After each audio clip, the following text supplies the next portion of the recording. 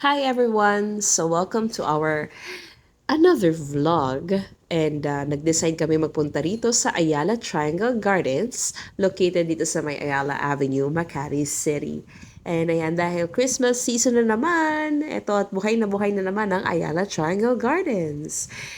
At ang napakadaming nagagandahang mga ilaw. You know, if you're working here, grabe, kahit araw-araw magsawa ka dumaan dito. IG worthy talaga yung place, guys. Nakikita nyo naman yung mga nagda-dancing lights na yan. Ayun, minute ko na lang kasi baka makopyright tayo. Pero meron kasi yung tumutugtog while nagpe-play yung mga lights.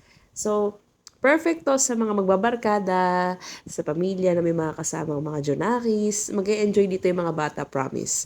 Kasi, dito sa lugar na to, malawak din yung mga place like may mga grass that you can sit together with your family. Pwede kayo mag-mini picnic dyan.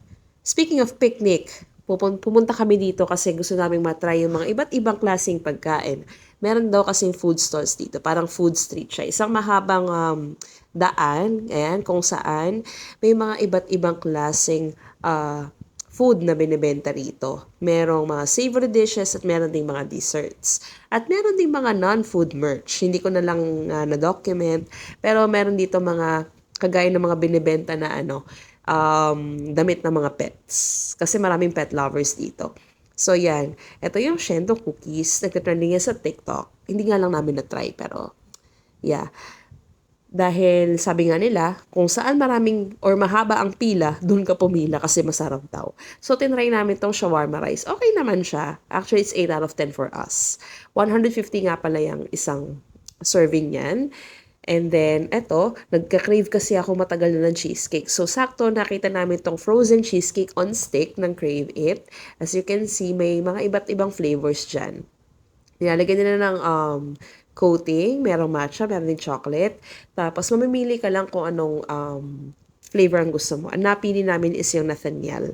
Nathaniel is merong, yan, may nuts, tapos meron ding drizzle ng Nutella. And I'm not sure if kung ano pa yung nilagay nilang topping dyan. Pero overall, masarap siya. Kaya nga, yan yung napili namin. So, let's try it.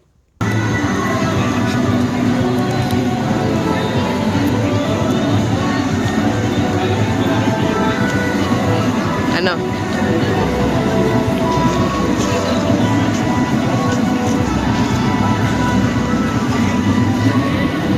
Kamusta? Open chocolate.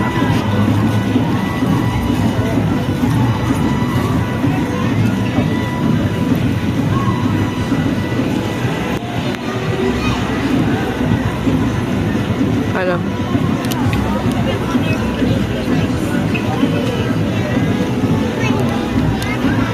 Sabi cheesecake niya. Sarap? Nasa tambay. Out of 5 ilan? Wow, 4. Taas ah. Sabi cheesecake.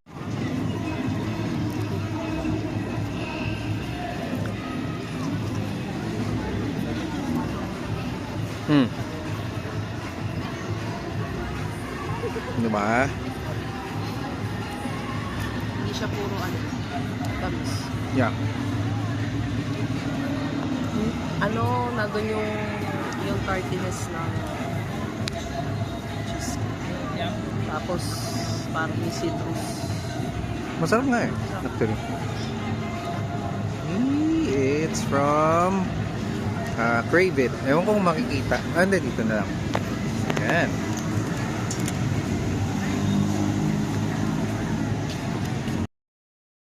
Overall, it was a nice experience for us dito sa Ayala Triangle Gardens. Pero I would say if magpa-park ka ng iyong motorcycle or car, better na mag-park ka na lang somewhere else sa malapit. Just take a walk na lang kasi medyo pricey yung parking sa kanila sa mismong Ayala Triangle Gardens. And then after that, bumisita kami dito sa may Rockwell para makita tong mga nagagandahang building na may pailaw. Ayan, tingnan mo, kahit nasa sasakyan ka lang, makakapaglakwatsa ka na. May mapopost ka na sa My Day mo, guys. Trust me, tiwala lang. So, ayan, hanggang sa susunod na vlog na lang. Abangan nyo na lang ulit kung saan kami next na pupunta. So, ayun. See you around, guys. Bye!